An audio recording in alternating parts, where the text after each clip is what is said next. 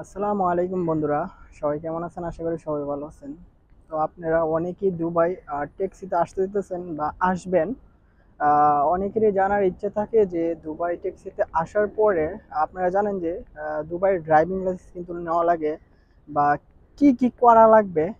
আসার পর থেকে গাড়ি পাওয়ার আগ পর্যন্ত কি কি করা লাগবে আপনাদেরকে আজকে আমার এই ভিডিওর মাধ্যমে জানাবো। যদি আপনি বাংলাদেশ থেকে যদি আসেন, আপনারা জানেন বাংলাদেশ থেকে যে আপনাদেরকে একটা ভিসা দেওয়া হবে, ওইটা কিন্তু ভ্যালিড থাকবে আপনার 2 মাস। এখানে আসার পরে কিন্তু আপনার ওইটা কনভার্ট করে কিন্তু 2 বছরের রেসিডেন্ট ভিসা দেওয়া হবে। তো আপনি ওই ভিসাটা যখন আপনি বাংলাদেশ থেকে দুবাই আসবেন, দুবাই ট্যাক্সিতে, তখন আপনার 2 বছরের যে ভিসাটা কনভার্ট করবেন, সেটার জন্য আপনাকে ফার্স্ট টাইম কিন্তু আপনার একটা রুডলিং টেস্ট দেওয়া লাগবে। ওই টেস্টটা দেওয়ার পরে আপনাকে কিন্তু একটা সার্টিফিকেট দেওয়া হবে।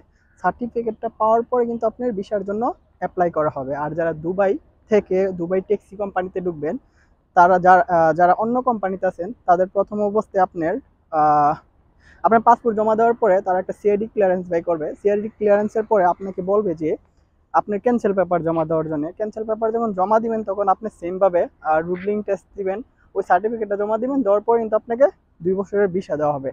তো ভিসা হওয়ার পরে আপনার আইডি আসবে। আইডি আসার পরে হচ্ছে ড্রাইভিং স্কুলে আপনাকে ভর্তি করাবে। এখন কিন্তু আপনারা জানেন যে আমি দুবাই ট্যাক্সিতে আছি। আমি কিন্তু এই যে আমার পিছনে হচ্ছে ড্রাইভিং স্কুল। আমার আজকে প্রথম ক্লাস। আমি ক্লাস করার জন্য আজকে আসছি। তো আমি যেহেতু দুবাই ট্যাক্সিতে আছি, তো আপনাদেরকে একটা, যারা আসতে চাইতেছেন, মোটামুটি একটা গাইডলাইন দেওয়ার চেষ্টা করব। আসা যায় এখন, আপনি যখন আইডি পাবেন, তখন যখন স্কুলে আসবেন, এ পর্যন্ত আপনার আইডি আসতে কিন্তু আপনার 1.5 থেকে 2 মাসের মতন সময় লাগিয়ে যাবে। আমার অলরেডি 3 থেকে 3.5 মাস সময় লেগে গেছে আইডি হাতে আসা পর্যন্ত, বা ড্রাইভিং লাইসেন্স ফাইল ওপেন করা পর্যন্ত। আপনি যখন ফাইল ওপেন করার জন্য প্রথম দিন আসবেন, আসার পর আপনাকে আই টেস্ট দেওয়া হবে। আই টেস্ট আপনি যখন স্কুলে ভর্তি হবেন, তখন ফার্স্ট টাইম আপনি মুক টেস্ট এবং কি থিওরি টেস্ট নেওয়া হবে। আজকে আমি মুক টেস্টের জন্য আজকে আমার লেকচার একটা ক্লাস আছে, সেই জন্য কিন্তু আপনার আজকে আমার আসা।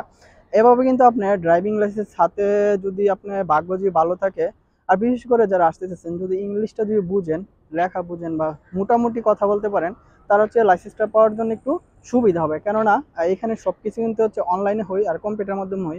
আপনি যদি ইংলিশ যদি না যদি বুঝেন, তারা আপনাকে কি প্রশ্ন করতেছে, কি আনসার দিবেন, আপনি তো ওইটা বুঝবেন না। একটা সহজ বিষয় কিন্তু আপনার কাছে এটা অনেক কঠিন লাগবে। তো এবার সে মোটামুটি লাইসেন্স কিন্তু হাতে পাইতে পাইতে মিনিমাম 4-5 মাস সময় লাগে। যারা ফেল করে তারা একটু সময় বেশি লাগে। আপনার এবার লাইসেন্স পাওয়ার পরে কিন্তু আপনি গাড়ি হাতে পাইবেন না। লাইসেন্স পাওয়ার পরে আপনার সুইফট কার্ড আছে, আরটিআর পারমিট আছে, এইসব কিছু সবকিছু মিলে এভরিথিং বাংলাদেশ আসা পর্যন্ত দুবাই কিন্তু আপনাকে 10 মাস থেকে 1 বছর পর্যন্ত কিন্তু অপেক্ষা করা লাগবে। তারপর কিন্তু আপনি গাড়ি হাতে পাইবেন। তো যারা আসতে চাইছেন, অবশ্যই যে আপনি 1 বছর যে বইসা থাকবেন, ওইটা কিন্তু কোম্পানি আপনাকে দেবে না। দুবাই যে খানা খরচ, থাকা খরচ কোম্পানি কিন্তু আপনাকে দেবে না। আপনি ভিসা হওয়ার পরে হয়তো বা কোম্পানি রুমে থাকতে পারবেন, থাকলে কিন্তু আপনার কাছ থেকে টাকা কিন্তু কাইটা নেবে। যখন আপনি কাজে জয়েন হবেন, তখন কিন্তু আপনার স্যালারিতে কিন্তু এই যে এত মাস 10 মাস যে বইসা খাবেন, ওই টাকাগুলো কিন্তু আপনার থেকে কাটা হবে।